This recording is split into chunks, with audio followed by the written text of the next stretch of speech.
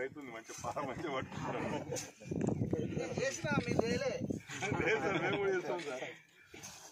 లాభసాటిగా ఉండేటువంటిది ఇది. ఈ హార్టికల్చర్ డిపార్ట్మెంట్ నుంచి ప్రభుత్వం ద్వారా మరి ఈ సబ్సిడీ కూడా వస్తుంది. దీన్ని ఉపయోగించుకొని ఎంతమంది అప్లై చేసుకున్నా అంతమందికి ఇవ్వడానికి మరి ప్రభుత్వం ఇప్పుడు ప్రోత్సహిస్తుంది. మరి గౌరవ ముఖ్యమంత్రి గారు స్వయాన వారు రేవంత్ రెడ్డి గారు కూడా ఒక రైతే మొదలు, మరి రైతు కుటుంబం నుంచి వచ్చినటువంటి వ్యక్తి. మరి వారు ఉన్నటువంటి ప్రాంతం మన ప్రాంతం. మరి ఈ ప్రాంతంలో రైతులందరూ కూడా బాగుండాలని చెప్పేసి నేను కూడా కోరుకుంటా ఉన్నాను. మరి ఈరోజు సత్యనారాయణ గారి పొలం దగ్గరికి వచ్చాం. మరి హార్టికల్చర్ డిపార్ట్మెంటు సబ్సిడీతోటి ఇచ్చినటువంటి ఈ పామాయిల్ మొక్కలను వనమహోత్సవం సందర్భంగా మరి సబ్సిడీతోటి సత్యనారాయణకు ఇవ్వడం జరిగింది. ఈ రైతు 5 ఎకరాలలో 250 పామాయిల్ మొక్కలను పెడుతుండ్రు.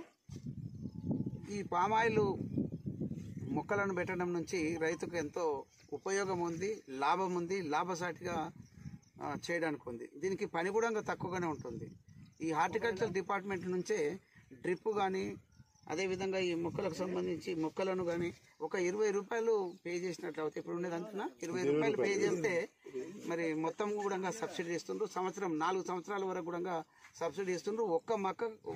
ఒక ఎకరాలో దాదాపుగా 50,000 రూపాయలు ప్రభుత్వం ద్వారా ఈ డిపార్ట్మెంట్ ద్వారా రైతుకు మరి ఉపయోగం చేకూరుస్తున్నారు. అంటే వాళ్ళకు ఖర్చు లేకుండా మరి ఉత్సాహవంతులు ఉన్నటువంటి రైతులకు పని చేసుకుంటాము, బాగుపడాలనుకుంటే ఇది ఒక మార్గంగా ఉందని చెప్పేసి వారు చెప్తున్నారు. దాదాపుగా 30 సంవత్సరాలు నిరంతరంగా ఈ కాయలు వస్తాయి.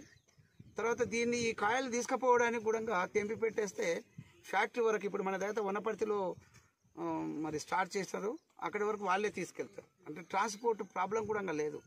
దీనికోసం పంచే ఒక ఎకరాకు దాదాపుగా 50 నుంచి 57 మొక్కలను పెడతారని చెప్తా ఉన్నారు.